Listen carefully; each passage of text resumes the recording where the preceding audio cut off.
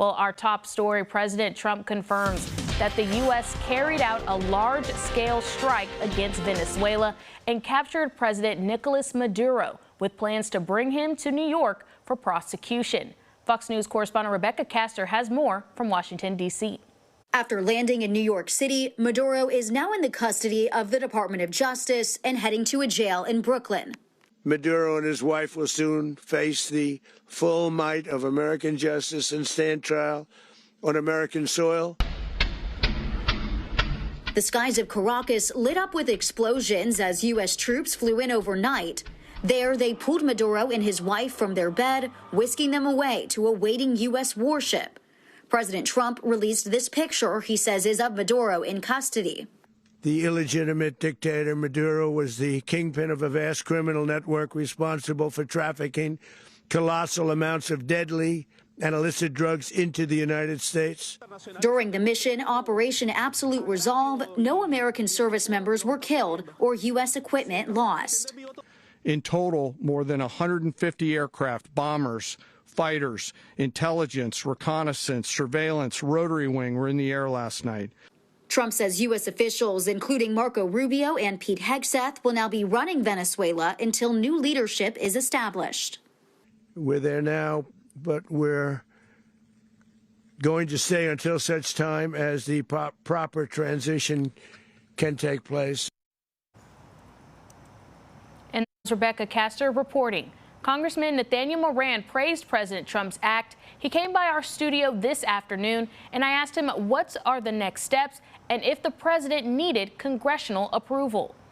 Well, it was no secret that President Trump was going to do this. He had mounted military force off the coast of Venezuela. We had taken care of the narco-trafficking drug boats that were engaged in trafficking out in the ocean. He had said to Maduro and given Maduro a chance to walk away from power and to end this deal peacefully. Maduro did not take that. I think world leaders across the globe are realizing that when President Trump gives a warning, he means it, and he's going to follow it up with overwhelming strength, and he did that. Here's what I do know is that if military forces are going to continue to be used going forward, the War Powers Resolution of 1973, in my opinion, is invoked. And this needs to come to Congress. Congress needs to authorize the use of military force if we're going to keep boots on the ground, if we're going to be involved long term.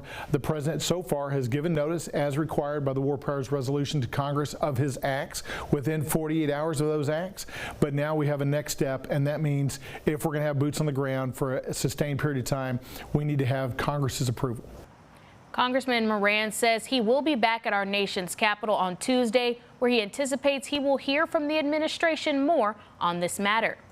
U.S. Senator John Cornyn says, quote, "Kudos to President Trump. Maduro was not only an illegitimate president of Venezuela, but the head of a major drug trafficking network," adding he helped fund terrorism in South America and complicit with ghost fleets of Russia, Iran, and China used to invade U.S. sanctions and fund the Russian war on Ukraine, end quote. And we heard from the interim Democratic chairman for Smith County, Cam Ray. She believes President Trump violated the War Powers Resolution and acted without congressional approval. She also believes it was impulsive to invade a country without a clear path forward. Nobody wants to get into a 10-year war again.